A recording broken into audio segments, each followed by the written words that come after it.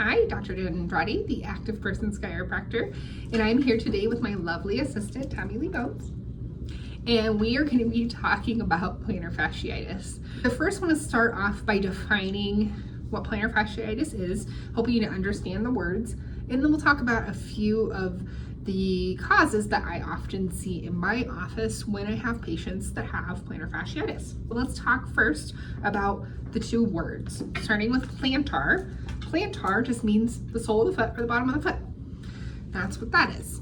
Fascia is simply a connective tissue, a tissue that connects different structures in the body, and it's actually wrapped around every single structure in the body. Tendons, ligaments, bones, joints, nerves, organs, any other tissue. And if it's healthy, it provides some flexibility, a little bit of structure, and allows us to move and have those things interact.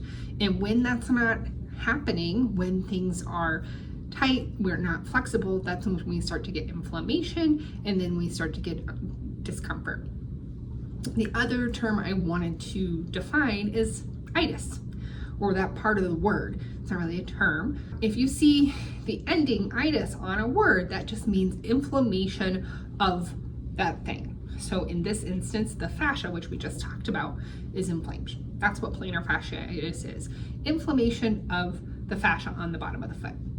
Why do we get plantar fasciitis? I'm going to use Tommy Lee to demonstrate one of the common reasons that I see is we have a calf muscle that goes here from the back of the knee to the heel bone. And when we have tight calves, it pulls on that heel bone and it causes a lot of tension on that plantar fascia. And when we have sustained tension on a structure, it starts to get inflamed because it's trying to actually make that tissue stronger, because you're demanding a lot of that structure. It is trying to adapt to that. That's one of the reasons.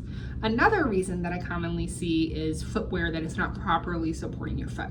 A couple of different things we're going to talk about there. First thing is shoes that have our heel higher than the ball of our foot and that put our foot into kind of this flexed position. So we can see our toes are coming up and it's putting a lot of pressure into the ball of the foot and putting a lot of tension onto that plantar fascia. So that looks like dress shoes, high heels, boots. Not saying you can't wear them, but if we're wearing them for long periods of time on hard surfaces, doing a lot of walking on them, it can cause a lot of tension and stress on the area. So if you have plantar fasciitis, I would recommend that you not wear those types of shoes for a period of time. The other type of shoe I want to talk about is flip-flops. Flip-flops, although very comfortable and convenient, cause our toes to grip, to flex, to try to keep the flip-flop on our foot. Because really there's not a whole lot keeping it on there. So if we don't do that, when we go to take a step, our flip-flop's gonna go flying off and not gonna be really helpful. I find that people that wear flip-flops a lot can develop plantar fasciitis and a lot of tension in the bottom of the foot. Now we know what plantar fasciitis is and some of the things that cause it.